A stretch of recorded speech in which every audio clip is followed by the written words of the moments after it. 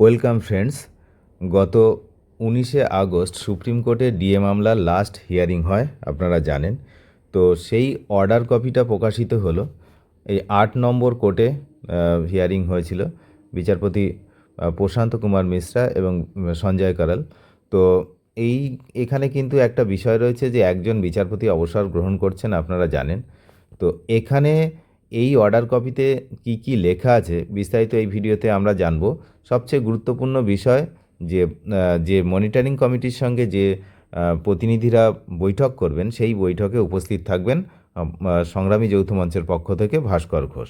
তো আপনারা জানেন উনি দীর্ঘদিন থেকেই এই বিষয়ে লড়ছেন। তো স্বাভাবিকভাবে যখনই উনি এই কমিটির সঙ্গে বৈঠকে উপস্থিত থাকবেন, এটা শোনার পর যারা গ্র্যান্ট ইন এইড সহ যে সমস্ত শিক্ষক শিক্ষিকা রয়েছেন তাদের কিন্তু একটু হলেও কিন্তু ভরসাটা বেড়েছে এই মুহূর্তে। কারণ হচ্ছে ভাস্করবাবু তিনি নিশ্চয়ই গ্র্যান্ট ইন এইডদের হয়ে কিন্তু সেখানে কথা বলবেন, এমনটাই কিন্তু প্রত্যেকে আমরা মনে করছি। তো এখানে আদালত যে অর্ডার দিয়েছে সেই অর্ডারটা যদি আমরা একটু ভালো করে দেখি, তো অর্ডার কপিতে আদালত কি বলছে, কি অর্ডার দিয়েছে দেখুন। এখানে পরিষ্কার লেখা রয়েছে যে আদালত এই রিপোর্টগুলো পর্যালোচনা করছে। কোন রিপোর্ট? না, we have perused the first interim report dated 30/4/2026, যেটা প্রথম অন্তর্বর্তী রিপোর্ট জমা দিয়েছিল প্রাক্তন বিচারপতি ইন্দু মলহোত্রার নেতৃত্বে যে গঠিত কমিটি, সেটা। অ্যান্ড সেকেন্ড রিপোর্ট সেটা হচ্ছে 22/7/2026। এটা নিয়ে পর্যালোচনা করেছেন বিচারপতিরা। তারা কিন্তু মনিটরিং কমিটির এই বিষয়গুলো নিয়ে পর্যালোচনা করেছেন। এটা প্রথম প্যারাতে লেখা। সেকেন্ড প্যারাতে তারা বলেছেন যে সার্টেন ইস্যুস আর পেন্ডিং। এই বিষয়টা কিন্তু এখনও কিছুটা বিষয় রয়েছে যেগুলো হচ্ছে বিবেচনাধীন।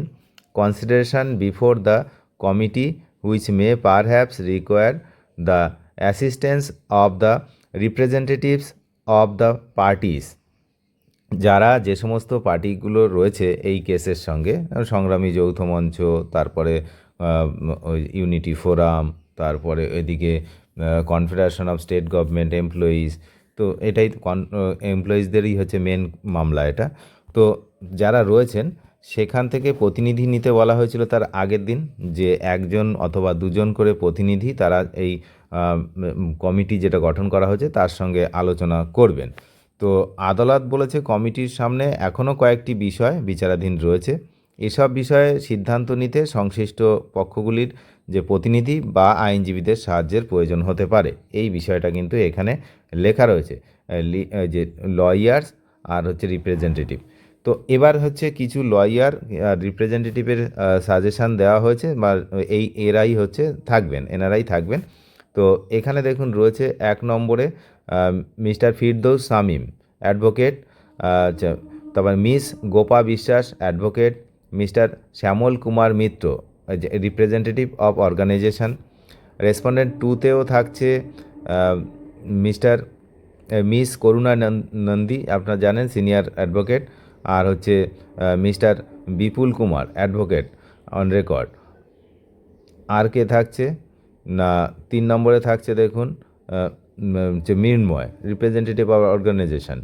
আচ্ছা, এখানে যেটা আমরা দেখব যে সংগ্রামী যৌথ মঞ্চের সঙ্গে, আর এদিকে কনফেডারেশনের পক্ষ থেকে আমরা দেখছি যে প্রবীর চ্যাটার্জি অ্যাডভোকেট অ্যান্ড হচ্ছে মিস্টার দেবাপ্রসাদ হালদার, তিনি কিন্তু এই দুজন থাকছেন।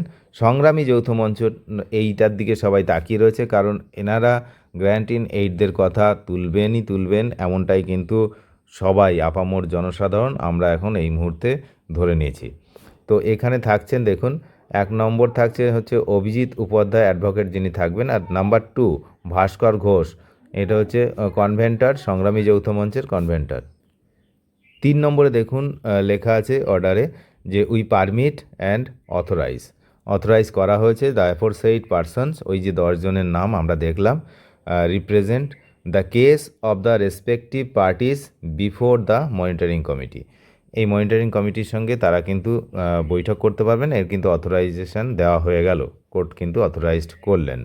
আচ্ছা, নাম্বার 4-এ আছে let the supplementary report of the monitoring committee be be placed before this court within a period of 8 week from today। ওই 19শে আগস্ট থেকে তারপরে 8 সপ্তাহের মধ্যে কিন্তু এই কমিটি হচ্ছে সাপ্লিমেন্টারি রিপোর্ট পেশ করবে, মনিটরিং কমিটি।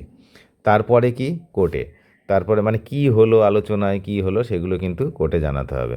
লার্নার সিনিয়র যে সলিসিটর জেনারেল অফ ইন্ডিয়া, তিনি কিন্তু submits that Das for us some of ₹7,700 crore। এটা কিন্তু অন এতে বলা হয়েছিল, আপনারা জানেন যে যখন শুনানি হয় তখন কিন্তু সলিসিটর জেনারেল ইন্ডিয়ার তুষার মেহতা অ্যাডভোকেট, তিনি কিন্তু এইটা কিন্তু জানিয়েছিলেন, হ্যাঁ, যে অ্যাপ্রক্সিমেটলি এইটা 7,700 কোটি টাকা কিন্তু দেওয়া হয়ে গেছে।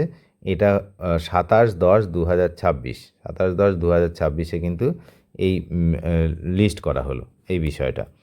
আচ্ছা, তারপরে এই হলো ব্যাপার।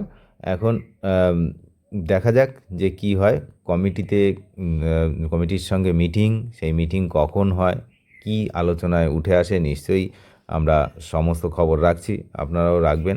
চ্যানেলে যারা নতুন তারা নিয়মিত আপডেট পেতে অবশ্যই চ্যানেলটিকে সাবস্ক্রাইব করে সঙ্গে থাকবেন। ধন্যবাদ।